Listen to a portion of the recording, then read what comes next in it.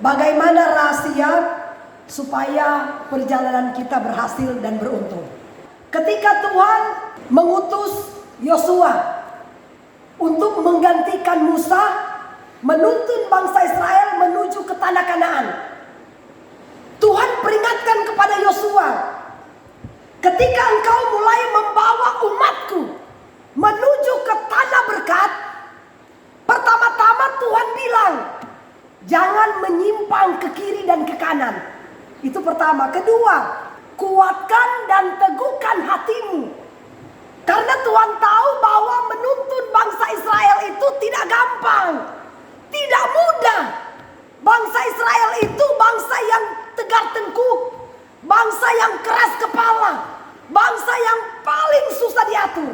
Makanya Tuhan bilang kepada Yosua, jangan kamu tawar hati. Ya. Ketika bangsa Israel mulai melawan kamu, kuatkan dan teguhkan hatimu. Jangan pernah menyimpang ke kiri dan ke kanan. Pokoknya apa yang aku perintahkan kepada kamu, kerjakan itu dengan sungguh-sungguh. Supaya apa? Perjalananmu berhasil dan engkau akan beruntung. Rahasia supaya kita sukses dan beruntung. Dia bilang, kemanapun engkau pergi, perkatakan firman Allah.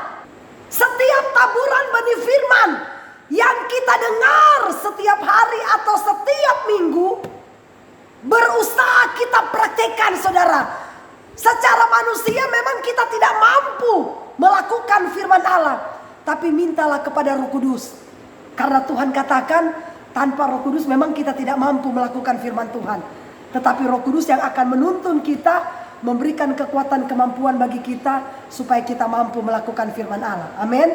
Kemanapun engkau pergi, perkatakan firman Allah. Setiap kali kita berjumpa dengan orang, jangan memperkatakan sesuatu hal yang di luar Alkitab. Tapi mari kita perkatakan firman Allah, artinya membangun iman orang. Amin. Bukan setiap kali jumpa dengan orang, oh si ini begini, oh si ini begini, oh si Anda begini. Saudara, saya kasih tahu ya, kalau kita melihat orang melakukan kesalahan, lebih baik tegur dia secara nyata. Memang ketika kita menegur seseorang, kita pasti akan dibenci. Tetapi saudara ingat baik-baik, kalau kita setegur dia membenci kita, tidak masalah. Tuhan yang akan bereskan dia. Amin. Yang penting kita sudah tegur secara nyata, kita tidak berdosa. Karena Alkitab katakan, tegur nyata-nyata daripada kasih yang tersembunyi. Karena kita mengasihi orang itu, kita tegur secara nyata. Kalau kita tidak mengasihi dia, kita biarkan saja dia tenggelam dalam dosa itu. Tapi karena kita mengasihi orang itu, kita tegur. Kita nggak ada lagi tanggung jawab terhadap nyawa orang itu.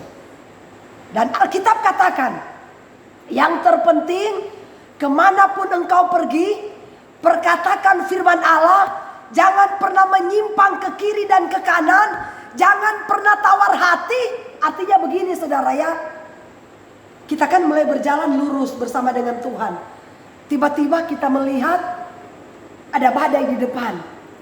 Kita mulai tawar hati, aduh, tidak mampu kita lewati ini masalah ini. Nah, jangan sampai masalah itu membawa kita menjauh dari hadirat Tuhan.